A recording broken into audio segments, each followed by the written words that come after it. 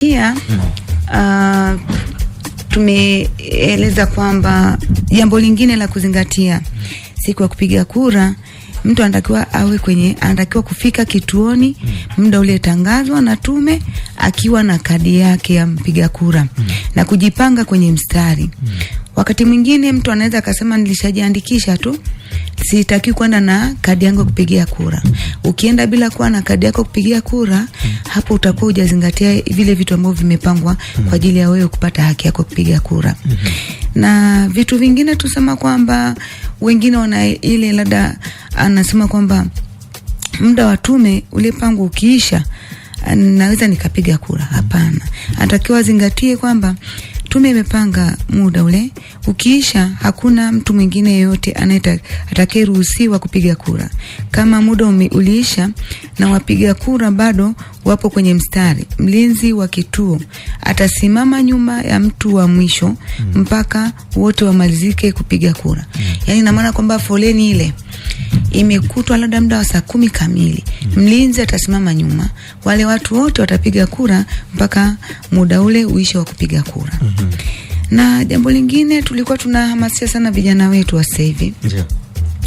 Wana ile mihemko ambayo haina maana yote. Ameamua tu kuvuruga uchaguzi. Akawaambia vijana wenzake, jamani, sasa tukaandamane ama tuende pale tukafanye fujo. Yeye hataki kupiga, lakini kura anataka aambukize wenzake zile tabia. Tumejaribu kuwaasa sana vijana wetu, hasa vijana walioko katika makundi mbalimbali ambao walikuwa na sifa kupiga kura, lakini kaamua tu atoke nyumbani akaanzishe vurugu kule. Tunawaasa sana, kura ni haki yake na ni haki yangu, na kwa mtu yote mwenye sifa na yote Mtanzania, waache kwamba unalinda amani ya nchi yetu. Ukiona kijana mwenzako anataka kuleta vurugu kipindi hicho, jaribu kumwambia, wajaribu kuhamasishana wenyewe kwa wenyewe kwamba tusifanye vurugu kipindi cha uchaguzi na baada ya uchaguzi.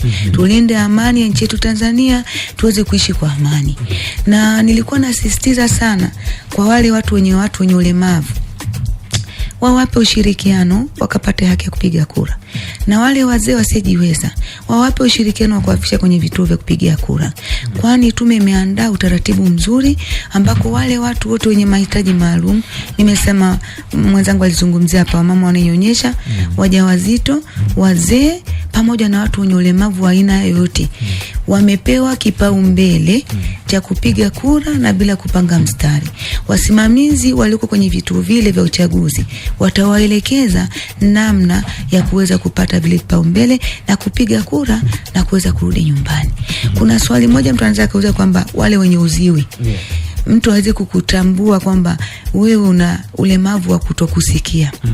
Wale wanajulikana kwa sababu vituo tulivyojiandikisha, kuna wale watu ambao wanakufahamu wewe, lazima watajua uhitaji wako, pia watoe hofu kabisa, watapewa msaada na kuweza kupata haki ya kupiga kura. Sawa, tunaendelea hapa, salia hapo mdau, dakika 2 tunarejea hapa.